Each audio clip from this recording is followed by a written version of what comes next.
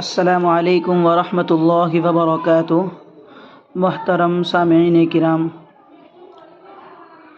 آج دوران مطالعہ ایک بہترین بات نظر سے گزری۔ خیال آیا کہ کیوں نہ میں آگے اس کو شیئر کر دوں، آگے پہنچا دوں، تاکہ دیگر افراد کو بھی انشاءاللہ اس سے فائدہ ہو۔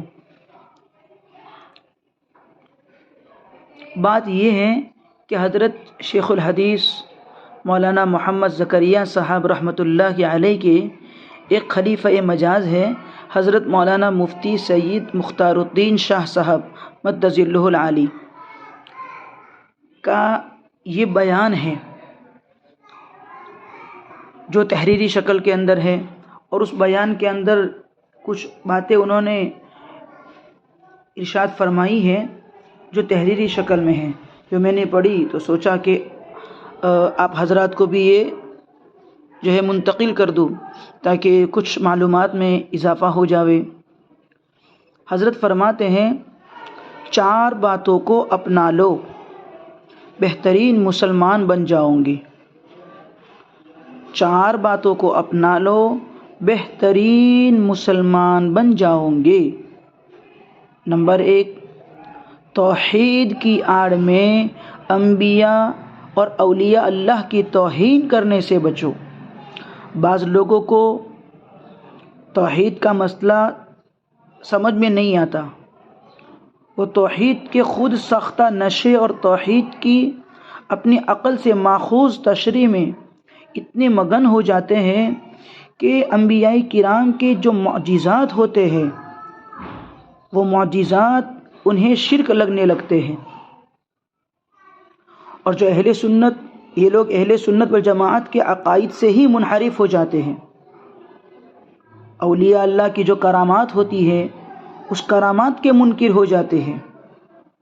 تو اس معاملے میں اعتدال اور فہم و فراست کی ضرورت ہے، یعنی کہ انبیاء کرام کے جو معجزات ہوتے ہیں وہ برحق ہے، وہ اللہ کی طرف سے ہوتے ہیں۔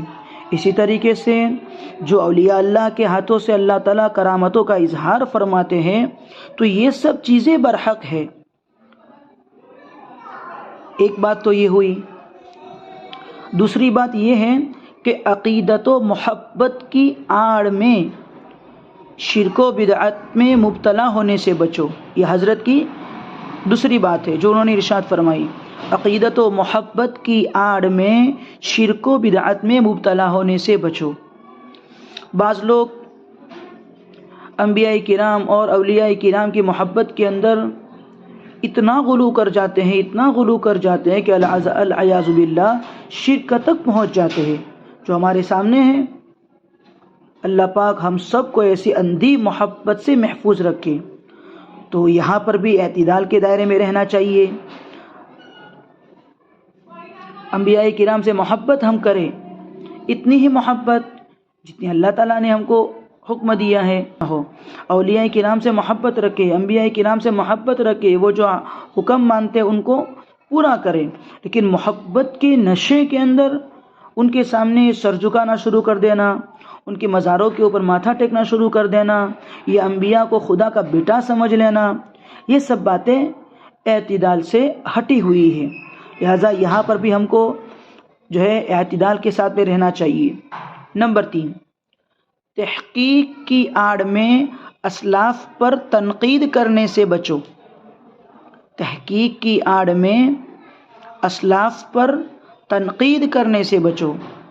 بعض لوگ عربی سے معمولی آشنائی پا کر تفسیر اور احادیث کی تشریح کرنے لگ جاتے ہیں اور خود کو بڑا عقل مند سمجھتے ہیں، اور عقل مند سمجھتے ہوئے اسلاف امت جو ہمارے اسلاف ہوتے ہیں ہم سے تقوی کے اندر، احتیاط کے اندر، عبادات کے اندر اور علم کے اندر بہت جو ہے آگے بڑھے ہوئے ہوتے ہیں، لیکن یہ کچھ لوگ جن کو معمولی سی عربی آ جاتی ہے تو اپنے آپ کو بہت بڑا جو ہے مفسر اور بہت بڑا جو ہے عربی داں سمجھ کر امت کے جو اسلاف ہوتے ہیں ان کے اوپر تنقید کر لیتے ہیں، اور کچھ کہتے ہیں تو کہتے ہیں ہم لوگ تحقیق کر رہے ہیں. یہ چیزیں غلط ہیں. کچھ اس حد تک آگے بڑھ جاتے ہیں کہ صحابہ کرام پر بھی ذاتی رائے پیش کر کے توہین و تنقیص کے مرتکب ہو جاتے ہیں. ان کے اندر بھی نقص نکالنا شروع کرتے ہیں، صحابہ کرام کی توہین کرنے لگتے ہیں. پھر نتیجہ انبیاء کرام کی توہین کرنے کی وجہ سے، اور جو ہے ایسا ہوتا ہے کہ انہوں نے انبیاء کرام کی توہین کی، دراصل اللہ رب العزت کی توہین کی، اس لیے کہ انبیاء کرام کو بھیجنے والے اللہ رب العزت ہوتے ہیں. تو پھر یہ جو ہے بہت بڑے گناہ میں مبتلا ہو جاتے ہیں. اللہ ہماری حفاظت فرمائے. یعنی خلاصہ یہ ہوا کہ اپنی تحقیق کو حرف آخر نہ سمجھے. حرف آخر سمجھ کر سلف صالحین اور اکابرین امت پر طعنہ زنی سے بہتر ہے کہ بندہ جاہل بن کر علماء کرام کی تقلید کرے اور اپنے آخرت کو محفوظ بنائے. اور حضرت نے چوتھی بات یہ ارشاد فرمائی کہ دین کے لیے برسر پیکار مختلف شعبوں میں باہمی تقابل سے بچو. دین کے جتنے شعبے چل رہے ہیں، ایک شعبے کو دوسرے شعبے کے مقابل لا کے کھڑا مت کرو، بلکہ ایک شعبے کو دوسرے شعبے کے معاون بناؤ.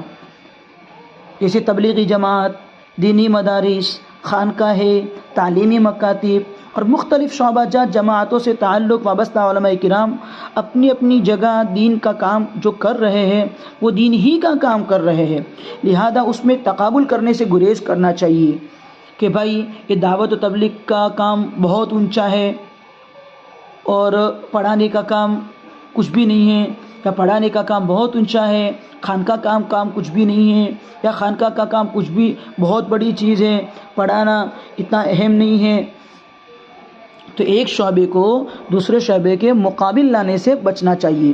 تو حضرت نے فرمایا یہ جو 4 باتوں پر عمل کرے گا وہ محفوظ رہے گا اور بہترین مسلمان وہ بنے گا. اللہ تعالی ہم تمام کو توفیق مرحمت فرمائے. السلام علیکم ورحمۃ اللہ وبرکاتہ.